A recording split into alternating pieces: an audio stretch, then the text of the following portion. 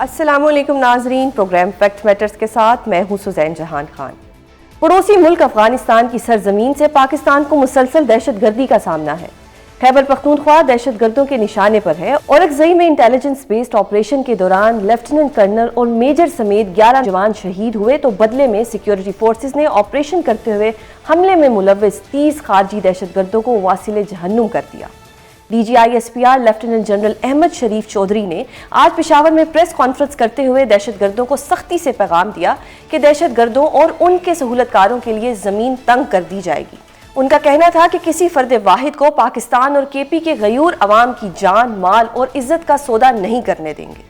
افواج پاکستان یہ بات بھی واضح کرنا چاہتی ہے کہ خارجی دہشت گرد اور ان کے سہولت کار، چاہے وہ کوئی بھی ہو، کسی بھی عہدے پہ ہو، اس کے لیے زمین تنگ کر دی جائے۔ حکمت عملی اپناتے ہوئے دہشت گردی کو جڑ سے اکھاڑنا شروع کیا اور ایک پرامن خیبر پختونخوا کے خواب کے مکمل قریب پہنچ گئے۔ بدقسمتی سے پھر یہاں ایک سوچے سمجھے منصوبے کے تحت دہشت گردوں اور ان کے سہولت کاروں کو سپیس دی گئی۔ یہاں پر گورننس اور عوامی فلاح و بہبود کو جان بوجھ کر کمزور کیا گیا اور گمراہ کن بیانیے بنانے کی کوشش کی گئی، جس کا خمیازہ آج تک خیبر پختونخوا کے بہادر اور غیور عوام اپنے خون اور اپنی قربانیوں کے ذریعے دے رہے ہیں۔ یہ خیبر پختونخوا کے بچے ہیں، یہ وہ بہادر ہیں اس دھرتی کے جنہوں نے جان دی ہے آپ کے لیے۔ ان کی شہادتوں پہ، ان کی قربانیوں پہ کسی کو سیاست کی اجازت نہیں دی جا سکتی۔ اب مجھے یہ بتائیں، آپ کے صوبے میں گورننس ایک ایشو ہے یا نہیں ہے؟ موجود ہے۔ کرپشن ایک ایشو ہے یا نہیں ہے؟ آپ گورننس اور کرپشن پہ کیوں بات نہیں کرتے؟ اس لیے نہیں کرتے بیکاز دی ہول نیریٹو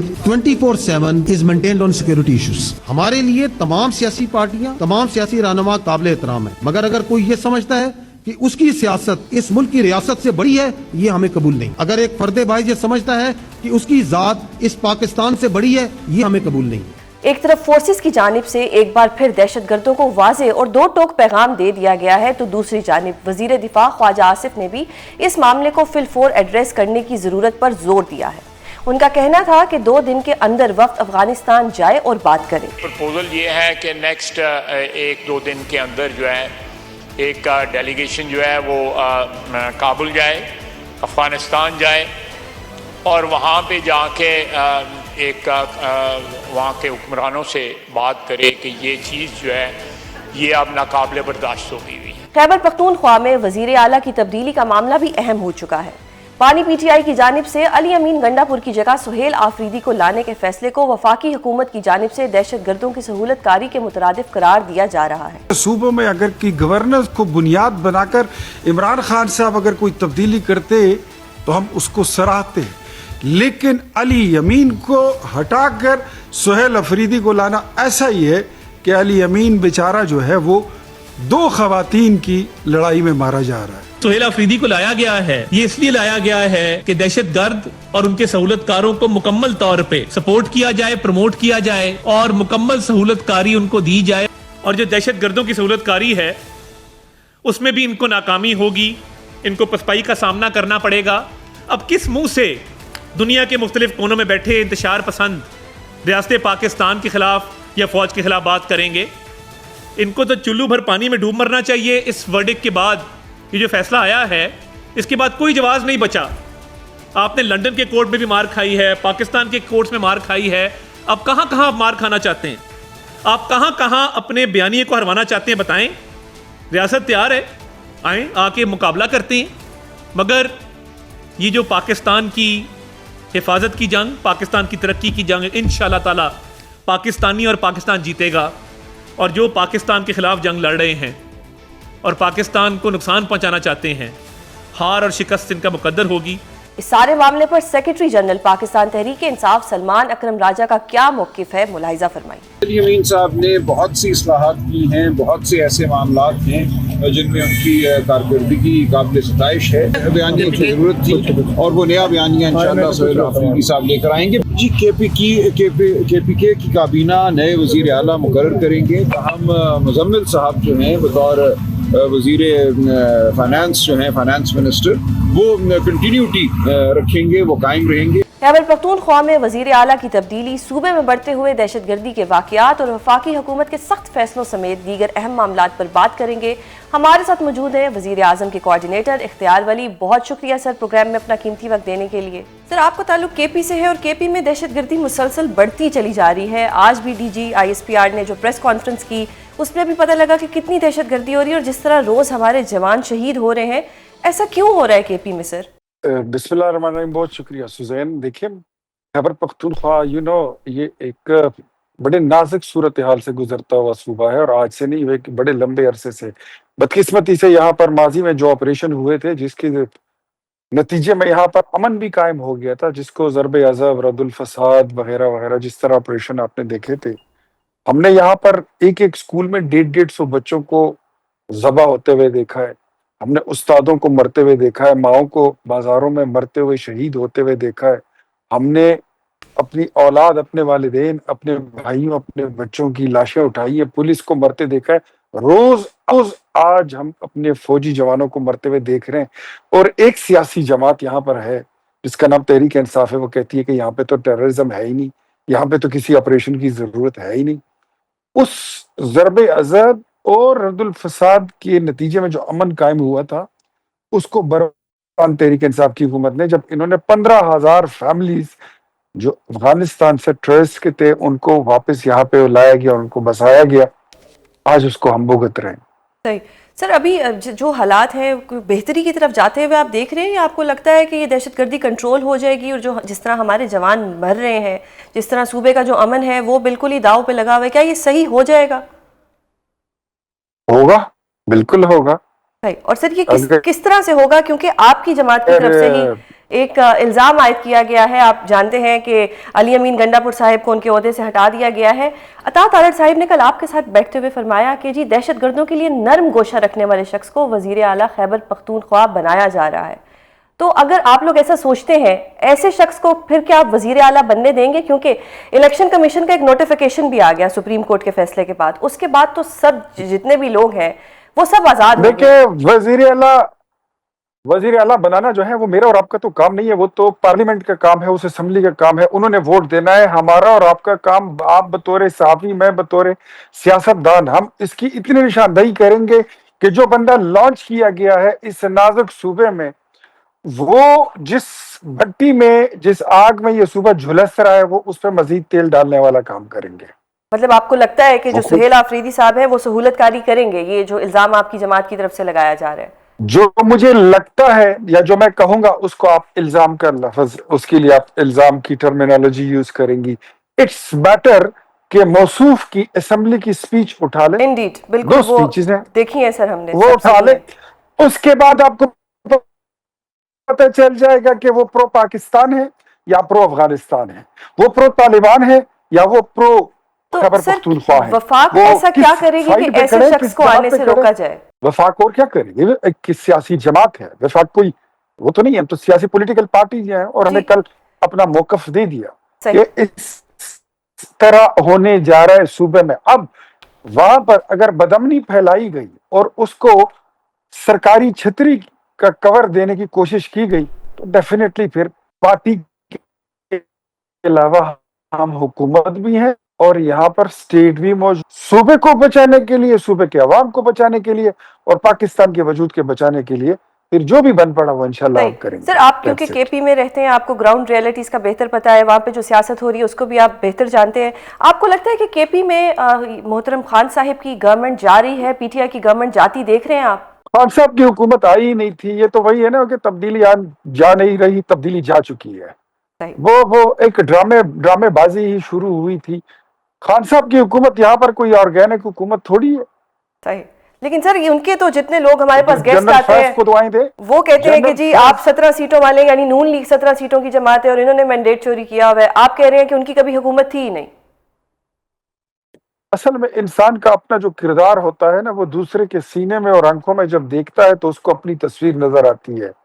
ये खुद वो उंगली वाले हैं ना, आपको याद है वो डी चौक में ये वाली उंगली उठेगी, ये उंगली उठेगी, फलाने दिन को उठेगी, वो उंगलियां क्या थी? सर अब उंगलियों की बातें तो आपकी पार्टी भी कह रही है कि उंगलियां तोड़ देंगे सर, अपने इत्तेहादियों की उंगलियां तोड़ देंगे। अब आपने उंगली की बात की तो मैंने सोचा उस पर भी मैं सवाल कर लूं आपसे کہ وہ کہیں صلح صفائی ہوگی یا نہیں؟ میرے خیال میں آپ ایک سنجیدہ گفتگو سے کسی اور طرف چلی نہیں، گئی سر، ہیں، اور میں وہاں پر بالکل جہاں پہ سیز فائر ہو چکا ہے آپ اس طرف جا رہی ہیں.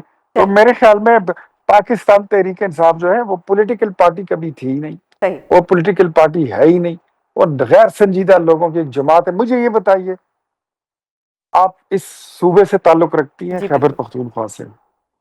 آپ پیچھے نظر ڈال کے دیکھیں، وزیر اعلیٰ کے قد کاٹ کا، اس ٹیچر کا، اس جیسا جو سٹف چاہیے ہوتا ہے ایک چیف منسٹر بننے کے لیے، وہ، اور پھر ایسا صوبہ جس کو خیبر پختونخوا کہتے ہیں. آپ کو پوری پی ٹی آئی میں کوئی نظر دکھائی دیتا ہے؟ صحیح. تو سر مجھے بتائیں، مطلب ہے ہی ویسے نہیں. میں آپ سے جاننا چاہتی ہوں کہ اگر کے پی میں پی ٹی آئی کی گورنمنٹ جاتی ہے تو آپ لوگ خود کہتے ہیں کہ انتشاری ٹول ہے اور یہ اس طرح کی باتیں کرتے ہیں، اس طرح کی سپیچز کرتے ہیں، کیا کوئی انتشار یہ لائیں گے یا دوبارہ کوئی 26 نومبر ہوتا ہوا آپ دیکھ رہے ہیں؟ 26 نومبر اور 9 مئی یہ اب کبھی بھی نہیں ہوگا، نہیں ہوں گے.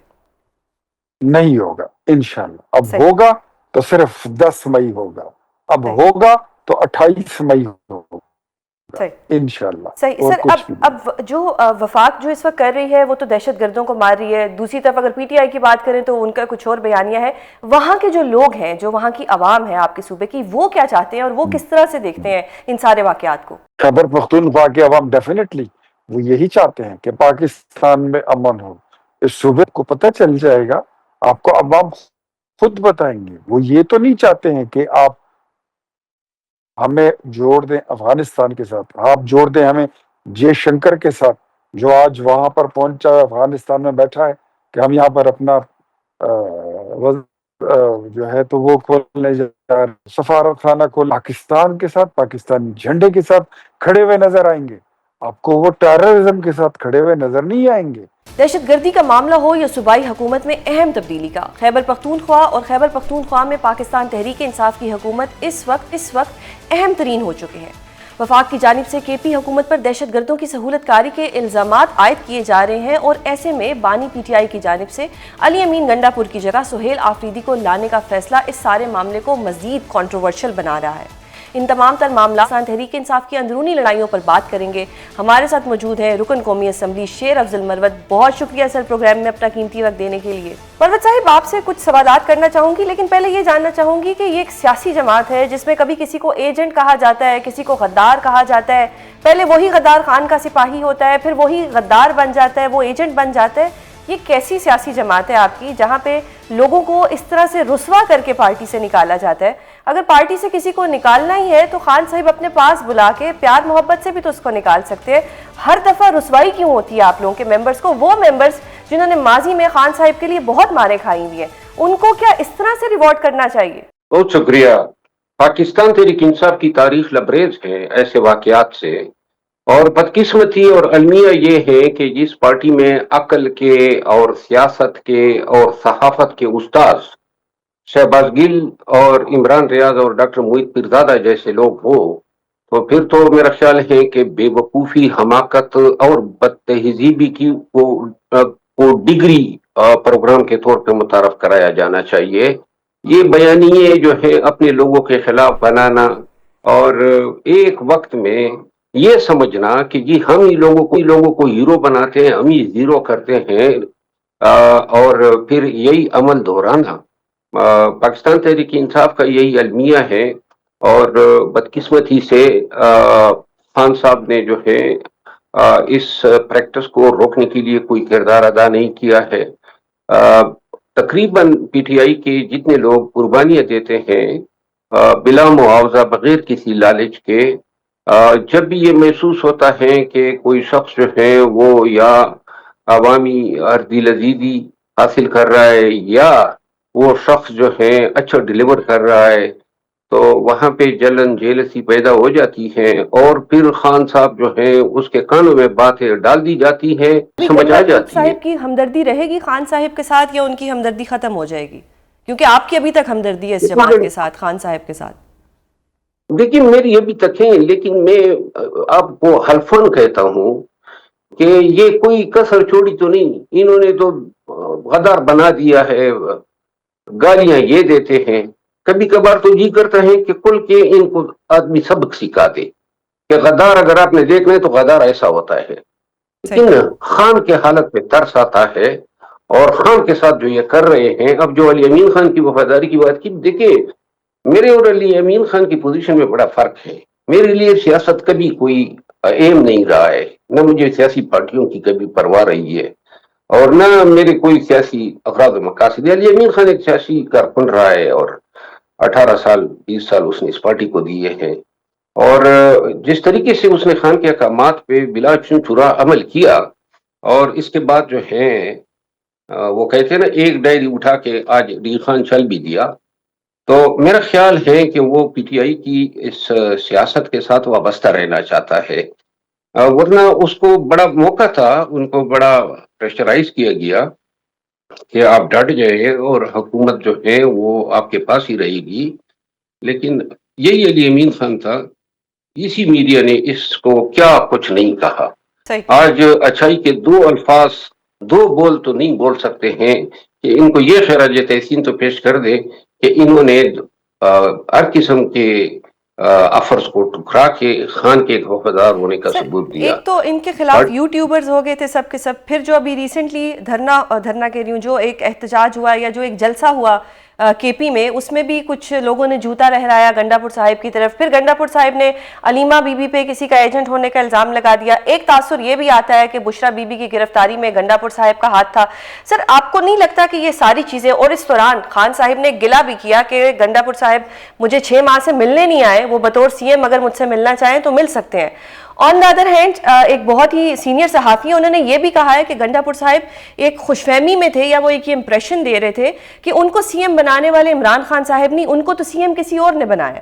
تو شاید یہ ساری چیزیں جب خان صاحب کو پتہ لگی تو خان صاحب نے یہ فیصلہ لیا کہ جی اب گنڈا پور صاحب کو ہٹا دیا جائے. تو میں آپ کو عرض کروں، ایسے ایسے جھوٹ گڑے جاتے ہیں. یہ جو آپ کہہ رہی ہیں نا کہ علی امین خان نے کہا کہ مجھے کسی اور نے بنایا، تو میں آپ کو عرض کروں کہ ابھی الیکشن نہیں ہوئے تھے، 8 فروری کا دن نہیں آیا تھا، اور جب میں علی امین خان کے حلقے میں جلسہ کے لیے گیا، اس وقت پی ٹی آئی کی کیمپین میں کر رہا تھا، تو میں نے اس جلسے میں اعلان کیا تھا کہ علی امین خان ڈیرہ کے لوگوں آپ کا نئے وزیر اعلیٰ ہوگا. اب یہ میں کوئی نجومی تو نہیں تھا، مجھے کہا گیا تھا اور یہ بات میں نے کی. اور کہنے والے کون تھے؟ چیئرمین تھے پی ٹی آئی کے خان صاحب. میں آپ کو عرض کروں، یہاں خان کے کان میں کوئی بھی بات ڈال دو، کسی بدبخت نے گیم پیے ہیں. خان کے کانوں میں یہ بات ڈالتی جب میں لندن میں تھا کہ جی وہاں مروت نے آپ کو اور بشرا بی بی کو گالیاں دی ہے، اور خان نے اس پہ یقین کر کے دوسری دفعہ مجھے پارٹی سے نکال دیا تھا.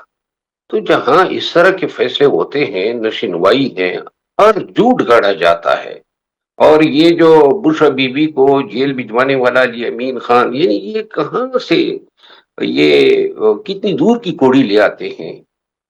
بشرا بی بی اور علی امین خان کے درمیان تعلقات ٹھیک نہیں تھے، خصوصاً 24 نومبر سے لے کر آج تک، اس میں کوئی شک نہیں ہے.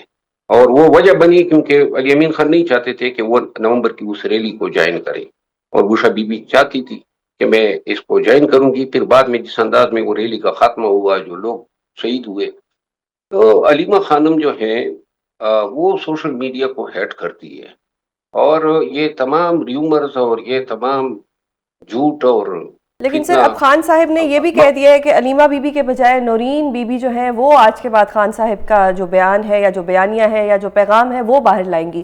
یعنی کہ خان صاحب نے ایک طرح سے گنڈا پور صاحب کو بھی سائیڈ لائن کر دیا اور علیمہ بی بی کو بھی. دیکھیے علیمہ بی بی جو ہے وہ بشرا بی بی کے جانے کے بعد پارٹی پہ ٹیک اوور کر رہی تھی، اور یہ سوشل میڈیا اس کا نوا بنا ہوا ہے، اور یہ جتنی بھی گالم گلوچ لوگوں کو پڑتی ہیں، اشارے اور احکامات وہاں سے لیے اور دیے جاتے. تو محترمہ علیمہ خانم کا ہمیں پتہ تھا، خان بارہا کہہ چکے تھے کہ اس کو اگنور کیا کرو، لیکن باہر جو ہے یہ کوئی بات مانتی نہیں تھی. اب خان کو مجبوراً یہ کہنا پڑا کہ یہ جو ہے کوئی میرا پیغام بھی نہیں دے گی، تاکہ لوگوں کو یہ احساس ہو کہ خان اس کو سیاست میں پارٹی کے انتظام कुछ करते बोलते देखना नहीं चाहता है। मरवत और साहब, ये अभी जो सुहेल आफरीदी साहिब हैं, आपको लगता है कि वो खान साहब के बयानिए को चला सकेंगे?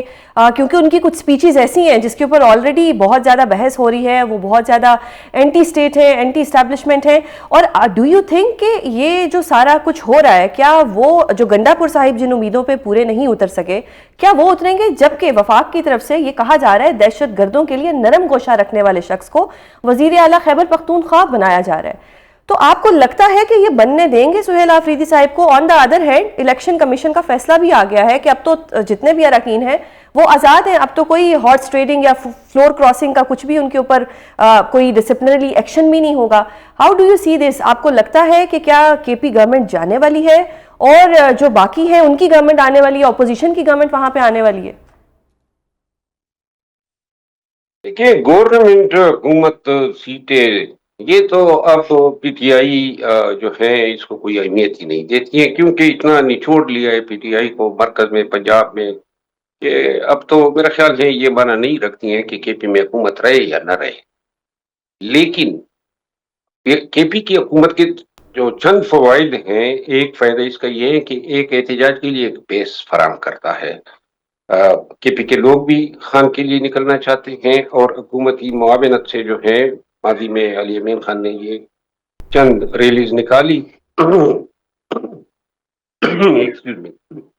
जहाँ तक सुहेल अफरीदी साहब का ताल्लुक है, उसके हवाले से गलत खबरें फैलाई जा रही है कि जी वो हमदर्द है मिलिटेंट्स का या उसका कोई कारोबार ऐसा है। ये बिल्कुल उसकी जो है उनकी स्पीचेस बहुत खतरनाक है। उनकी 2 स्पीचेस हमने सुनी है, वो काफी खतरनाक है।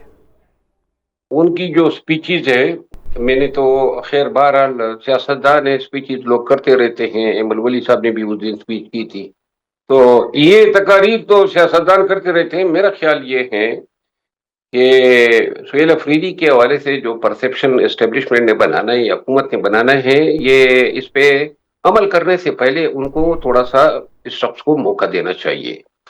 और मैं वैसे देख रहा हूँ कि जिस परसेप्शन को जवाज बना के मीडिया पे बाबेला हो रहा है, इस बुनियाद पे और इलेक्शन कमीशन के फैसले के पेश नज़र ऐन मुमकिन है कि रुकावटें खड़ी की जाए, बोरियां खोली जाए और पीटीआई में ज़मीर फरोशों की कमी नहीं है। तो ये भी मुमकिन है कि ये हुकूमत ही इस तो सर खान साहिब ने ये अचानक से ये फैसला कैसे कर लिया? ये फैसला तो अब उनके गले भी पड़ सकता है। या तो वो बहुत इजी हो गए हैं कि चलो अगर अंदर बैठा हूं तो मैं बाहर वालों को भी कोई टेंशन दे दूं, यानी कि उन्होंने एक तरह से वफाक को एक टेंशन तो दे दी।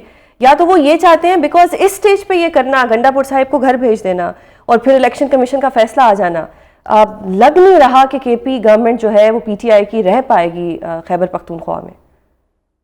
मेरा ख्याल है खान साहब जो है इस फैसले के पीछे मुहर्रिक ये नहीं था कि केपी के अवाम जो है उनको एक ऐसी तर्ज हुकूमत दी जाए जिससे 13 साल की महरूमियों का ज़ाला हो सके।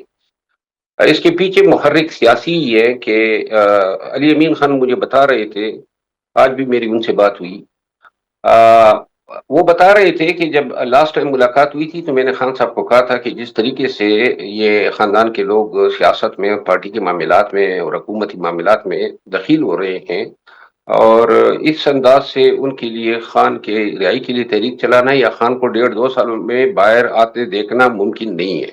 ये बात उन्होंने खान साहब को की और खान साहब शायद इस हवाले से मायूस हुए होंगे कि ये अली अमीन खान ने तो सर अब क्या ये सुहेल साहब खान साहब को निकाल सकेंगे अगर सीएम बन जाते हैं? देखिए जी, किसी भी आदमी की खसूसियात का पता तब चलता है जब वो किसी नशिस्त पे बैठ जाता है। सुहेल अफरीदी साहब डिलीवर कर पाते हैं या नहीं कर पाते हैं वो तो वक्त बताएगा।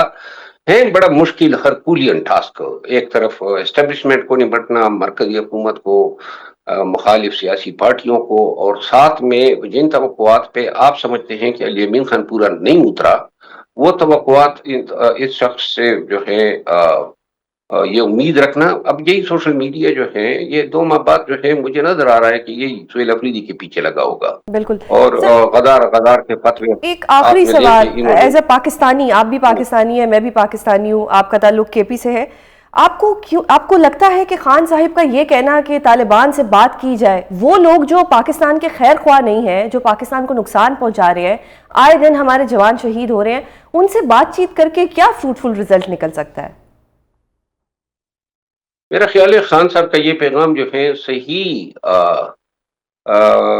سیاق و سباق سے پیش نہیں ہوتا ہے. خان صاحب نے یہ کہا ہے کہ افغان حکومت کے ساتھ مذاکرات کیا جائے اور ٹی ٹی پی کو انوالو کر کے کہ ان سے پوچھا جائے کہ یہ اس کے پیچھے کیا محرکات ہیں، کیا کر رہے ہیں، کیا چاہتے ہیں. اب ماضی میں بھارت حکومت نے میاں نواز شریف صاحب جب وزیر اعظم تھے انہوں نے مذاکرات کیے، پی ٹی آئی نے کیے، تو افغان حکومت جو ہے ان کے ساتھ بات تو کرنی ہوگی. تو یہ افغان حکومت کے ساتھ بات کیے بغیر اس کا دور حل تو نہیں ہے.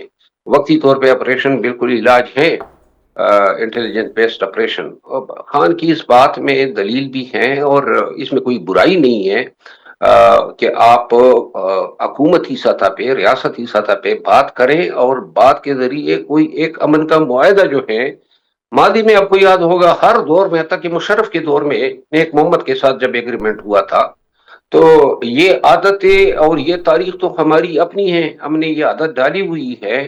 ایک دفعہ آخری دفعہ جو ہے اگر ایک کوشش ہو جاتی ہے، اگر نہیں ہوتی ہے تو پھر پوری ملک کو، پورے پاکستانیوں کو، پورے عوام کو اکٹھا کر کے آپ نے اس بدامنی کے خلاف سب کو اٹھانا ہوگا. یہ جنگ صرف پولیس اور فوج پہ نہیں چھوڑنی ہے، یہ سارے پاکستانیوں کی جنگ ہونی چاہیے. بالکل، بہت شکریہ. افغانستان کی سرزمین سے پاکستان کو مسلسل دہشت گردی کا سامنا ہے. حکومت پاکستان اور اداروں نے دہشت گردوں اور ان کے سہولت کاروں کے لیے زمین تنگ کرنے کا اعلان کر دیا ہے.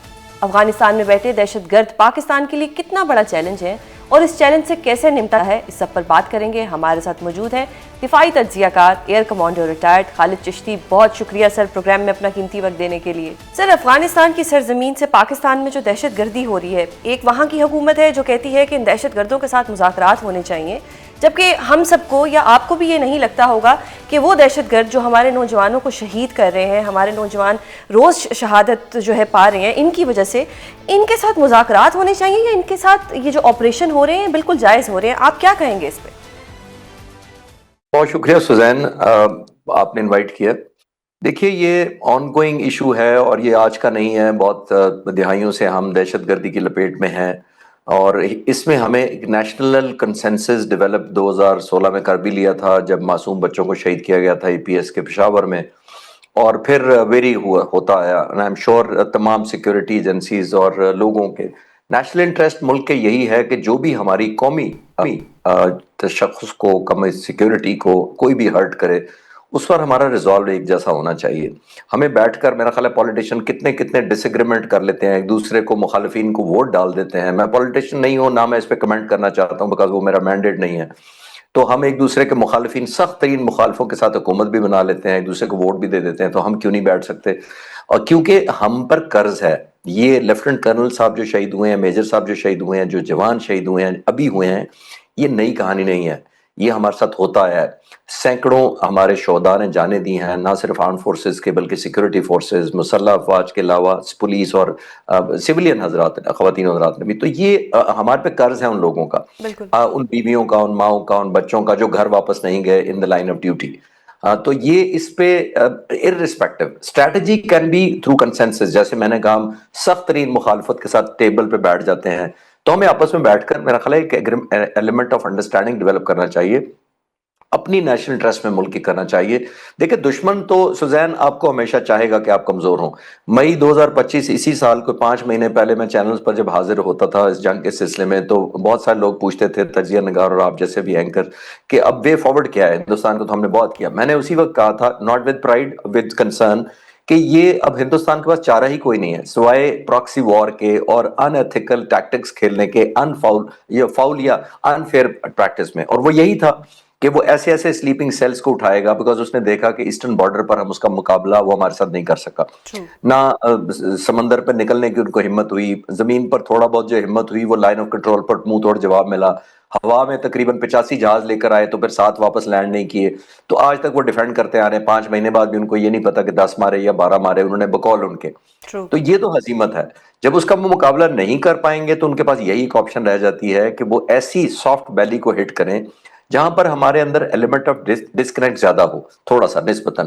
اور ظاہر ہے اس کو افغانستان حکومت ایک ایسا پلیٹ فارم مہیا کر رہی ہے اور پہلے بھی کرتی رہی ہے جس کو ایک چیز سوزین آخری بات اس پہ ذہن میں رکھنا چاہیے کہ یہ آسان نہیں ہوتا ٹیررزم کے خلاف لڑنا. یہ راؤنڈ دا کلاک ویجیلنس ہوتی ہے کیونکہ انیشیٹو آپ کے دشمن کے پاس ہوتا ہے, چوائس آف ویپنز اس کے پاس ہوتا ہے. بالکل, میرا اگلا سوال بھی آپ سے یہی تھا کہ یہ آپریشن کب تک ہوتے رہیں گے اور کب ہمارا ان لوگوں سے چھٹکارا ہمیں ملے گا, کب ہماری جان چھوٹے گی؟ ان کی وجہ سے ہمارے لوگ شہید ہو رہے ہیں.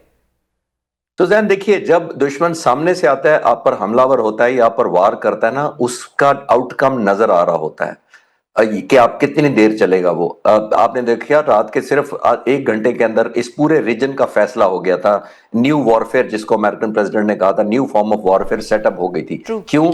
کیونکہ دشمن سامنے سے آ رہا تھا, ہمارا مقابلہ کر رہا تھا. ہم فرنٹ پر گئے اور ہم نے ایسا موڑ توڑ جواب دیا کہ تاریخ کا حصہ بن چکا ہے. وہ اس صورت میں ہوتا ہے جب ڈکلیئرڈ وار ہوتی ہے. جب آپ کی انڈکلیئرڈ وار ہوتی ہے, ہڈن ہوتی ہے, پراکسی ہوتی ہے, پلیٹ فارم نہیں پتا ہوتا, انیشیٹو نہیں پتا ہوتا, میڈیم نہیں پتا ہوتا, ٹائمنگ نہیں پتا ہوتے اور ٹارگٹ نہیں پتا ہوتا. جب یہ ساری چیزیں انیشیٹو آپ کے دشمن کے پاس چلا جاتا ہے تو پھر ظاہر ہے آپ کو زیادہ ویجیلنس چاہیے, آپ کو بہت زیادہ انرجی چاہیے کیونکہ چوائس اس کے پاس ہے. تو جیسے میں نے عرض کیا کہ اس کو ڈیفائن نہیں کیا جا سکتا, نہ ٹائم میں, نہ اسکیل میں, نہ ایک باؤنڈری میں کہ اتنے سالوں میں ختم ہو جائے گا. جو سوال کرنا چاہوں گی پولیٹیکل نہیں ہے, ایز اے پاکستانی, یا آپ سے بھی میں سوال بطور پاکستانی, کہ جو صوبائی حکومت ہے وہ کہتی ہے کہ ان کے خلاف آپریشن نہ کیے جائیں, مذاکرات کیے جائیں. صوبائی حکومت کو کیوں لگتا ہے کہ یہ فتنہ جو ہے یہ مذاکرات کرنے کے قابل ہے؟ دیکھیں, میں کسی پالیٹکس یا اس میں تو میرا مینڈیٹ بھی نہیں ہے, میری کوئی قابلیت بھی نہیں ہے, لیکن آپ کے گھروں میں بھی اختلافات ہو جاتے ہیں. آپ بہن بھائی بھی بیٹھتے ہیں, ماں باپ کے ساتھ بیٹھتے ہیں, کنسنسس ڈیولپ کر دیتے ہیں جب آپ کو انسیکیورٹی ایلیمنٹ ہوتا ہے.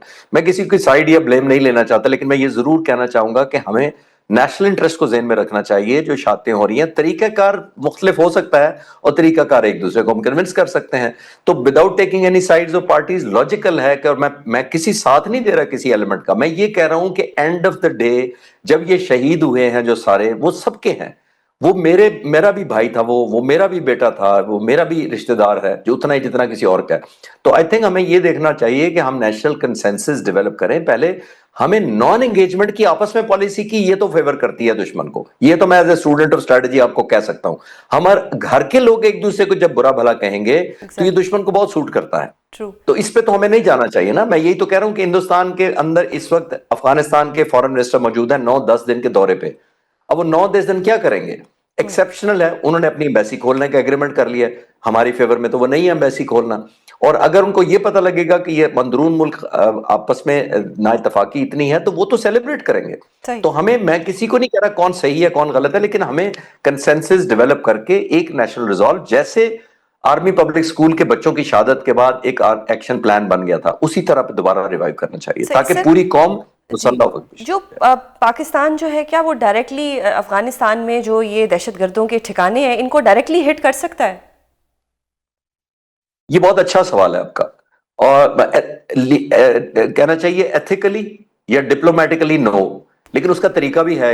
وہ جو میں عرض کر دیتا ہوں کہ میرے ذہن میں کیا پکچر ہے. میرے ذہن میں یہ پکچر ہے سوزین, دیکھیے ہم بہت عرصے سے لیس ریلیونٹ تھے دنیا کی نظر میں. امریکہ بھی ہمیں شکوک کی نظر سے دیکھتا تھا کہ پاکستان اس طرف ہے یا اس طرف ہے, تم ہمارے ساتھ ہو کہ دوسری طرف ہو. اتنے 2-3-4 دہائیوں سے یہی چلا تھا. انڈیا نے بہت زیادہ ریلیونس گین کی ہوئی تھی. اب ٹیبل الٹ گیا ہے ہمارے حق میں. ہم نے اپنی ارن کی ہے کریڈیبلٹی, ہم نے وکٹری ارن کی ہے تو ہماری پاور میں اضافہ ہوا ہے. جیسے میں ہمیشہ کہتا ہوں کہ victory has value and the power talks to power. ابھی پاور ہمیں سمجھ کر امریکہ, چین, روس سب انگیج کر رہے ہیں تو ہم ریلیونٹ ہیں. ایک اور جو خطے میں ہماری بہتری کے ہمارے حق میں ہوا ہے وہ یہ ہے کہ جو اسرائیل نے اٹیک کیا قطر پر, مسلمانوں کو متحد کیا, پاکستان اور امریکہ کی عام ڈیل ہو گئی, ڈیفنس سیکورٹی پیکٹ ہو گیا. سعودی عرب کے بہت اچھے تعلقات ہیں طالبان کے ساتھ. ہمیں وہ گڈ آفس یوز کرنا چاہیے کنگ کا اور کراؤن پرنس کا کہ ہمیں انگیج کرائیں تاکہ ان کو ہمیں شور کرائیں. کہ دوسرا ایک اور بہت بڑا پلیٹ فارم ہے چائنا کا. چائنا کی بہت بڑی کلیبریشن ہے, چائنا انویسٹ بھی کر رہا ہے افغانستان کے اندر. ان 2 ملکوں کو مل کر چوتھا افغانستان ملے, ہم چاروں مل کر چاہے وہ کانفرنس کریں چاہے کسی جگہ اکٹھے ہوں, اس میں ہم طے یہ کریں کہ اگر تو آپ خلاف ہیں ٹیررزم کے, جو کہ وہ کہیں گے کہ ہم ہیں, تو ہم کہیں گے کہ آپ ان کو نیوٹرلائز کریں پھر اپنے طالبان کو, دہشت گردوں کو. اور اگر آپ کی کیپیسٹی نہیں ہے تو پھر آپ کے بہاف پہ ہمیں اجازت دیں کہ ہم اندر آ کر سکتے ہیں. ہماری الحمدللہ تو کیپیسٹی ہے. تو یہ آئی تھنک ہم ایک لیگل فریم ورک میں چلے جائیں گے جس کے اندر 2 ملک گارنٹیئر ہوں گے، جس کے اندر طالبان حکومت یہ ایشور کرائے کہ اچھا اگر ہمیں لگا کہ ہم نہیں کر سکتے تو پھر آپ ناک آؤٹ کریں ان کو، وہ ہماری کیپیسٹی بھی ہے، لیکن ہمیں ایک مورل ہائی گراؤنڈ مل جائے گا اس طرح۔ صحیح سر، ابھی جو غزہ میں حماس اور اسرائیل کا امن معاہدہ ہے اس کو آپ کس طرح سے دیکھتے ہیں؟ دیکھیے بہت اوور آل تو کوئی بھی کوئی انسان ہو تو وہ بے حسی ہوگا اگر وہ کہے کہ معاہدہ اچھا نہیں ہے کیونکہ بلڈ شیڈ رک گیا، لیکن یہاں بات ختم نہیں ہوتی۔ میں as a student of strategy یا ملٹری ہسٹری جتنی میں نے پڑھی ہے، میں بہت خوش ہوں کہ بلڈ شیڈ رک گیا، بہت قیمت دی، 70-80 ہزار لوگوں نے قیمت دی، لیکن جو اسرائیل کا ٹریک ریکارڈ ہے وہ بڑے مشکوک مجھے بناتا ہے اس پورے سچویشن کو۔ وہ کیسے، اب میں عرض کر دیتا ہوں۔